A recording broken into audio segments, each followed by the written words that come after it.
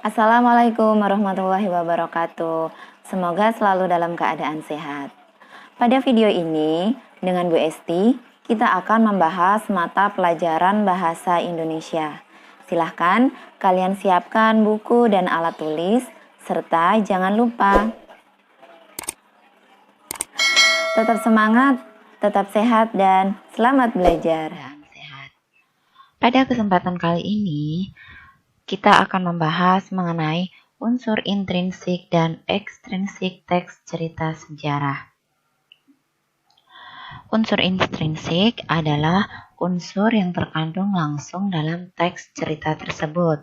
Sedangkan unsur ekstrinsik adalah unsur-unsur cerita yang berada di luar sastra, tetapi secara tidak langsung mempengaruhi pembuatan cerita tersebut. Dalam teks cerita sejarah ada dua unsur pembangun. Yang pertama unsur intrinsik, antaranya tema, amanat, tokoh atau penokohan, sudut pandang, latar, dan alur. Yang kedua adalah ekstrinsik, kebesaran pemerintahan, corak penceritaan, unsur keagamaan, unsur politik, unsur ekonomi, dan unsur sosial. Di sini kita akan membahas satu persatu dari kedua unsur pembangun teks cerita. Unsur intrinsik yang pertama adalah tema. Tema adalah pokok pikiran dari sebuah teks atau karya sastra. Biasanya untuk tema ini kita dapat menentukan sebelum menulis suatu cerita, atau ketika sudah ada cerita kita harus menganalisis, kita dapat menentukan setelah membaca cerita. Yang kedua, amanat. Amanat adalah suatu pesan yang hendak disampaikan oleh penulis atau pengarang pada karya sastra yang ia ciptakan.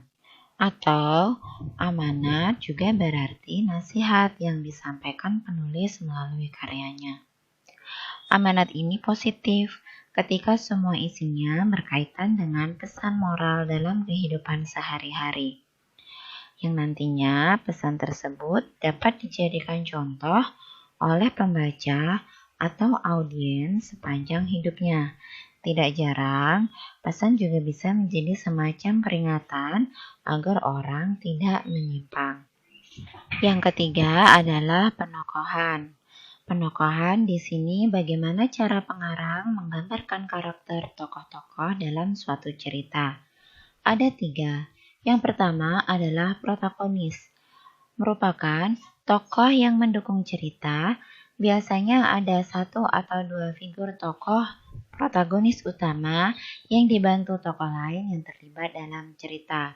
Biasanya tokoh protagonis ini mempunyai watak baik dan menjadi idola dari pembaca atau pendengar. Yang kedua adalah antagonis, merupakan tokoh yang menjadi penentang cerita. Biasanya ada satu atau dua figur tokoh yang menentang cerita.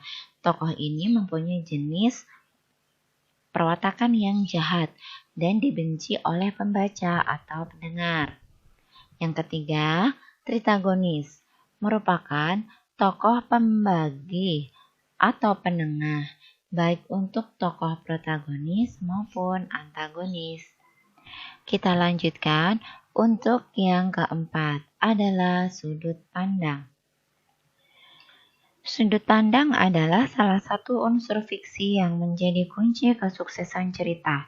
Sebelum kita menulis cerita, harus memutuskan untuk memilih dan menggunakan sudut pandang tertentu di dalam cerita yang akan kita buat, sehingga kita dapat mengambil sikap naratif antara mengemukakan cerita dengan dikisahkan oleh seorang tokohnya atau oleh seorang narator yang di luar cerita itu sendiri.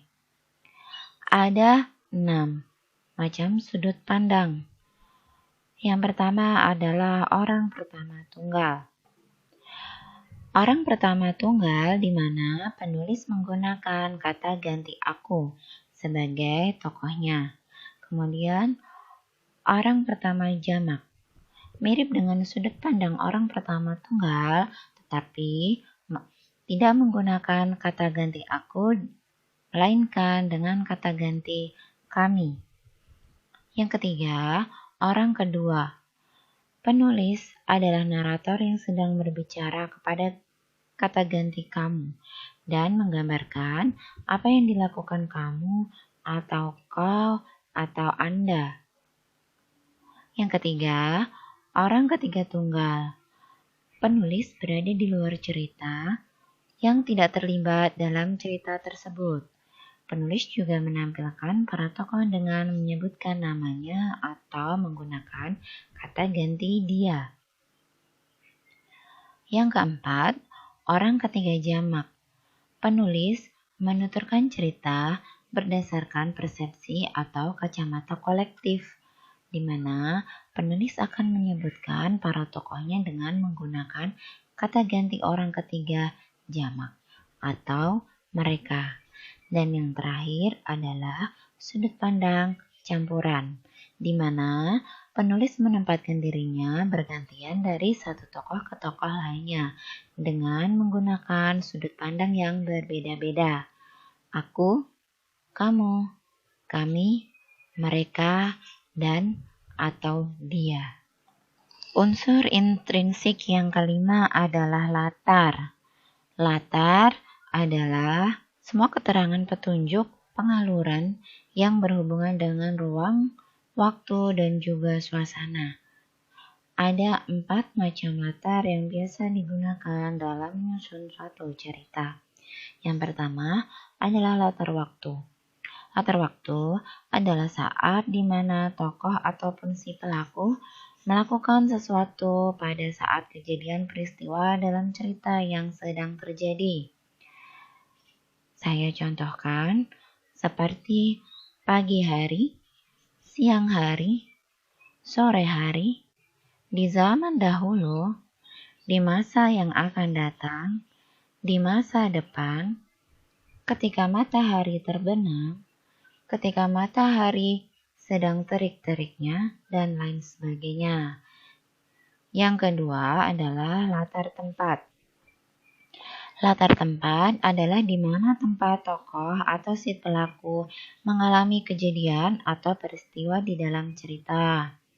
Contohnya, di dalam bangunan tua, di sebuah gedung, di lautan, di dalam hutan, di kamar, di ruang tamu, di ruang angkasa, dan lain sebagainya.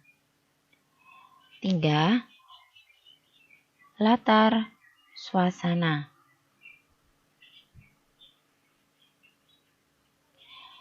Adalah situasi apa saja yang terjadi ketika si tokoh atau pelaku melakukan sesuatu.